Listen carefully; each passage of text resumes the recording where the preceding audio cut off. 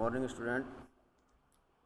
बेटा, हमने पिछले वीडियो में आपका जो गद्य भाग है हिंदी का वो शुरू करवा दिया था, क्योंकि पद्यखंड जो है वो पूरा हो चुका है। 10 पाठ थे पद्यखंड के अंदर, वो सारे पूरे हो चुके हैं। पिछले वीडियो में हमने गद्य का जो पहला पाठ है भारतेंदु हरिश्चंद्र का अद्भुत अपूर्व स्वप्न, जो कि एक व्यंग्यात्मक निबंध है, वो शुरू करवा दिया था। भारतेंदु हरिश्चंद्र के समय जो स्थिति थी भारतीय समाज की, यहाँ की शिक्षा व्यवस्था की, उसके ऊपर उन्होंने ये एक व्यंग्यात्मक निबंध लिखा है जिसका नाम अद्भुत अपूर्व स्वप्न है। पिछले वीडियो में हमने पाठ के शुरुआत में ये पढ़ा था कि भारतेंदु हरिश्चंद्र जो हैं वो ये कह रहे हैं कि व्यक्ति अपने नाम को अमर करने के लिए, यश प्राप्त करने के लिए इस संसार में अलग अलग प्रयत्न करते हैं। तो ऐसा ही विचार मेरे मन में भी आया कि भाई मेरा भी नाम अमर हो जाए, मुझे यश प्राप्ति हो। तो सबसे पहला जो विचार आया उनके मन में वो आया था देवालय बनाने का, यानी कि मंदिर बनाने का, कि भाई मैं मंदिर बना दूंगा तो उस मंदिर के सारे मेरा नाम जो है वो अमर हो जाएगा। लेकिन फिर कुछ क्षण बाद ही उनके मन में ये विचार आया कि आज जो शिक्षा व्यवस्था चल रही है, जो अंग्रेजी शिक्षा व्यवस्था है, वो अंग्रेजी शिक्षा व्यवस्था के अंदर अंग्रेजी पढ़े लिखे जो लोग हैं वो शायद कुछ समय बाद मंदिरों की ओर मुँह करके भी नहीं देखेंगे, और इसलिए उनको ये देवालय बनाना का जो विचार था वो सही नहीं लगा। दूसरा विचार उनके मन में आया नाम अमर करने का कि भाई मैं कोई पुस्तक की रचना कर डालूं, पुस्तक की रचना करने से मेरा नाम अमर हो जाएगा। भाई जिस प्रकार बहुत सारे जो पुराने तुलसीदास जी हैं, कालिदास जी हैं, ये अपना नाम पुस्तकों के माध्यम से ही करके गए हैं। लेकिन ये विचार जब उनके मन में आया पुस्तक रचने का, तो उनके मन में ये विचार भी आ गया कि पुस्तक रचना होगी नहीं, और उससे पहले ही जो कीट क्रिकेट, कीट क्रिकेट का मतलब होता है कीड़े मकोड़े, तो आलोचक रूपी जो कीड़े मकोड़े हैं वो उस पुस्तक के अंदर कमियां निकाल निकाल करके उसको काट छाँट के आधी कर देंगे, और नाम अमर होने की स्थान के ऊपर अपयश की प्राप्ति और होगी। उसके बाद उनके मन में तीसरा जो विचार आया वो आया नाम अमर करने का, पाठशाला बनाने का। तो उनके मन में आया कि एक अद्भुत अपूर्व पाठशाला बनाई जाए। तो स्वप्न के अंदर वो भगवान शिव की सी समाधि लगा करके और अपनी पाठशाला के निर्माण में लग जाते हैं। उसके लिए बहुत सारे पैसों की आवश्यकता होती है, लेकिन पैसे इतने उनके पास नहीं थे। तो उनके जो इष्ट मित्र थे, प्रिय मित्र जो थे, उनके सहयोग से उन्होंने पैसा इकट्ठा किया और उस पाठशाला का निर्माण कर दिया, जो कि एक अद्भुत अपूर्व पाठशाला उनकी बनी। उसके अंदर जो आचार्य या जो शिक्षक नियुक्त किए गए वो हिमालय की कंदराओं से, यानी कि हिमालय पहाड़ों पर्वत के जो गुफाएं हैं उन गुफाओं से ढूंढ ढूंढ कर उन पंडितों को लाया गया। पंडितों के नाम हम पिछले वीडियो में पढ़ चुके हैं, जैसे कि ज्योतिष का जो टीचर था, अध्यापक था, वो उसका नाम था लुप्त लोचन, जिसके स्वयं के नेत्र नहीं है। लुप्त लोचन, लोचन का मतलब होता है नेत्र, जिसके स्वयं के नेत्र नहीं है, वो ज्योतिष की क्या दे रहा था, शिक्षा दे रहा था। दूसरा अध्यापक था शील दावानल। शील दावानल, दावानल कहते हैं जंगल की आग को, अर्थात जिसका नाम ही कैसा है, जंगल की आग के समान, वो आत्म विद्या की शिक्षा दे रहा है। तो इस प्रकार से जो अध्यापकों के नाम थे वो भी बड़े व्यंग्यात्मक थे, उनके नाम कुछ थे और उनके काम कुछ थे। तो अब आगे देखिए, इस पाठ को हम शुरू करते हैं। तो इन पूर्वोक्त पंडितों के आ जाने पर अर्धरात्रि गए पाठशाला खोलने बैठे। तो देखिए पाठशाला कब खुली उनकी, जब ये सारे पंडित हिमालय की जो गुफाओं से लाए गए। इन पंडितों के आने के बाद में आधी रात के समय जो अद्भुत अपूर्व जो पाठशाला का निर्माण किया गया था, उस पाठशाला को आधी रात के समय खोला उन्होंने। इस समय सब इष्ट मित्रों के सम्मुख, सम्मुख का मतलब होता है सामने, तो सब जितने भी प्रिय जो मित्र थे उनके सामने उस परमेश्वर को कोटि धन्यवाद दिया। परमेश्वर का मतलब ईश्वर, और कोटि का मतलब होता है करोड़ों। कोटि का मतलब क्या होता है, करोड़ों। तो उस ईश्वर को करोड़ों करोड़ों क्या दिए, धन्यवाद दिए, जो संसार को बनाकर क्षण भर में नष्ट कर देता है। अर्थात ईश्वर जो है वो इस संसार का निर्माण करता भी है, विनाशक भी है। तो इस संसार को क्षण भर में क्या कर सकता है, नष्ट कर सकता है। और जिसने विद्या, शील, बल के सिवाय मान, मूर्खता, परद्रोह, परनिंदा, परनिंदा का मतलब होता है दूसरों की बुराई करना, आदि परम गुणों से इस संसार को विभूषित किया। विभूषित का मतलब होता है सम्मानित करना। तो भाई ये जो अध्यापक थे, इन्होंने विद्याशील बल के सिवाय मान मूर्खता परदप निंदा अर्थात दूसरों की बुराई आदि परम गुणों से इस संसार को क्या किया था, सम्मानित किया था। हम कोटि धन्यवाद पूर्वक आज इस सभा के सम्मुख अपने स्वार्थरत चित्त की प्रशंसा करते हैं।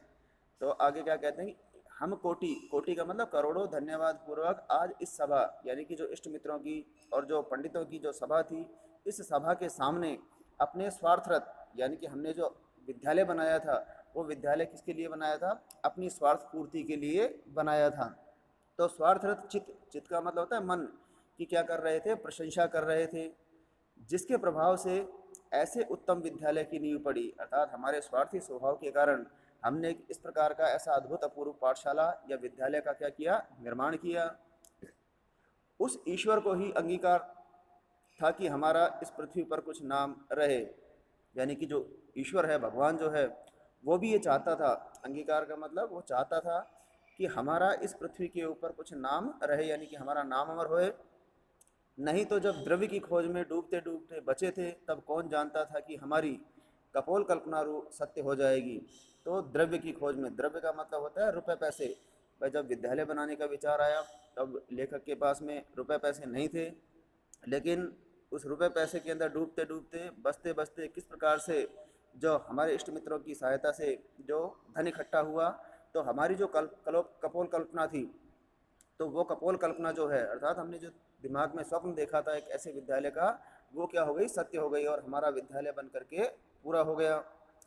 परंतु ईश्वर के अनुग्रह से हमारे सब संकट दूर हुए और अंत समय हमारी अभिलाषा पूर्ण हुई। तो परंतु ईश्वर के अनुग्रह, अनुग्रह का मतलब होता है कृपा। तो ईश्वर की कृपा से हमारे जो है सारे संकट, जो वह धन संपदा रुपए पैसे की वजह से जो विद्यालय का निर्माण नहीं हो पा रहा था, वो सारे संकट दूर हो गए और अंत में हमारी अभिलाषा, अभिलाषा का मतलब होता है इच्छा, अर्थात विद्यालय बनाने की जो इच्छा थी वो क्या हो चुकी थी, पूर्ण हो चुकी थी। हम अपने इष्ट मित्रों की सहायता को भी न भूलेंगे कि जिनकी कृपा से इतना द्रव्य हाथ आया कि पाठशाला का सब खर्च चल गया और 10-5 पीढ़ी तक हमारी संतान के लिए बचा रहा। यानी कि हमारे जो प्रिय मित्र थे, उन मित्रों की सहायता से हम इतना पैसा इकट्ठा हमने कर लिया कि पाठशाला का भी निर्माण हो गया और इतना पैसा बच गया कि 10-5 जो पीढ़ी हमारी बैठ करके आराम से खा सकती है, उनको कोई काम करने की आवश्यकता नहीं रहेगी। हमारे पुत्र परिवार के लोग चैन से हाथ पर हाथ धरे बैठे रहे, यानी कि 5-10 पीढ़ी तो उनको कमाने की आवश्यकता ही नहीं पड़ेगी। इतना पैसा विद्यालय बनाने के बाद भी बच भी गया, किसकी वजह से, इष्ट मित्रों के सहयोग की वजह से। हे सज्जनों, यह तुम्हारी कृपा का विस्तार है कि तन मन से आप इस धर्म कार्य में प्रवृत्त हुए। अर्थात धर्म का कार्य, विद्यालय बनाना एक धर्म का कार्य होता है और इसके अंदर आप लगे। नहीं, मैं 2 हाथ पैर वाला बेचारा मनुष्य आपके आगे कौन कीड़ा था जो ऐसे दुष्कर कर्म को कर लेता, यानी इतना दुष्कर, दुष्कर का मतलब होता है कठिन, तो इतने कठिन काम को मैं क्या कर लेता, कर लेता। यहाँ तो घर की केवल मूछें ही मूछें थी, यानी कि सिर्फ कल्पना ही कल्पना थी, बाकी हाथ में कुछ नहीं था। कुछ में कुछ गंगा जल काम आपकी कृपा से भली भांति हो गया। मैं आज के दिन को नित्यता का प्रथम दिन मानता हूँ और जो औरों को अनेक साधन से भी मिलना दुर्लभ, दुर्लभ का मतलब कठिन है, धन्य है उस परमात्मा को जिसने हमारे यश के ढह अंकुर फिर हरे कर दिए। ढह का मतलब जो यश के जो नाम था हमारा वो बिल्कुल ख़त्म हो चुका था, लेकिन वापस वो अंकुरित हो गए, दोबारा से हमारा नाम हो गया। हे सज्जन शुभ चिंतकों, संसार में पाठशालाएं अनेक हुई होंगी, परंतु हरि कृपा से जो सकल पूर्ण कामधेनु ये पाठशाला है, अर्थात ये पाठशाला कैसी है, कामधेनु के समान। कामधेनु देवताओं की गाय थी, तो उस देवताओं की गाय के समान ये विद्यालय है। अचरज नहीं, अचरज का मतलब होता है आश्चर्य, आश्चर्य नहीं कि आपने इस जन्म में न देखी सुनी हो होनहार बलवान है, नहीं तो कलिकाल में ऐसी पाठशाला का बनाना कठिन था। यानी कि भाई ये तो होना ही था, वरना इस कलयुग के अंदर इस प्रकार का विद्यालय बनाना बहुत मुश्किल था। देखिए ये हम लोगों के भाग्य का उदय है कि ये महामुनि मुग्धमणि शास्त्री बिना प्रयास हाथ लग गए, जिनको सतयुग के आदि में इंद्र अपनी पाठशाला के निमित्त समुद्र और वन जंगलों में खोजता फिरा।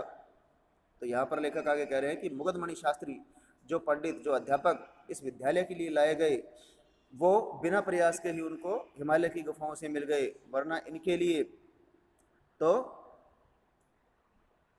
सतयुग के अंदर इंद्र ने एक पाठशाला का निर्माण किया था, और उसके लिए इनको अध्यापक नियुक्त करने के लिए उन्होंने पाताल के अंदर, जंगलों के अंदर और समुद्र के अंदर भी खोजा, लेकिन ये नहीं मिले थे। और अंत को हार मान बृहस्पति को रखना पड़ा, यानी कि मुगदमणि शास्त्री के न मिलने पर इंद्र ने अपनी पाठशाला में अध्यापक किसको रखा था? बृहस्पति को। हम फिर भी कहते हैं कि ये हमारे भाग्य की महिमा थी कि ये ही पंडित राज मृगयाशील स्वान के मुख में शशि के धोखे बद्रिकाश्रम की एक कंदरा में पड़े गए।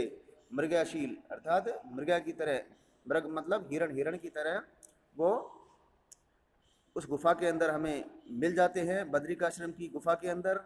इनकी कंदरा, कंदरा का मतलब होता है गुफा, इनकी बुद्धि और विद्या की प्रशंसा करने में सरस्वती भी लजाती है। लजाती का मतलब होता है शर्माती है, अर्थात सरस्वती भी क्या करती है? शर्माती है इनकी बुद्धि और इनके गुणों की को देख करके। इसमें संदेह नहीं कि इनके थोड़े ही परिश्रम से पंडित मूर्ख और अबोध जो है वो पंडित हो जाते हैं, यानी कि मुगदमणि शास्त्री अगर थोड़ा सा भी प्रयास कर दे किसी के साथ में, तो पंडित लोग तो मूर्ख हो जाएंगे, और मूर्ख लोग जो है वो क्या बन जाएंगे? पंडित बन जाएंगे। तो बेटा ये एक व्यंग्यात्मक निबंध है भारतेंदु हरिश्चंद्र का। इससे अगला जो थोड़ा सा और बच गया ये लेसन, ये हम अगले वीडियो में करेंगे। आज के लिए धन्यवाद।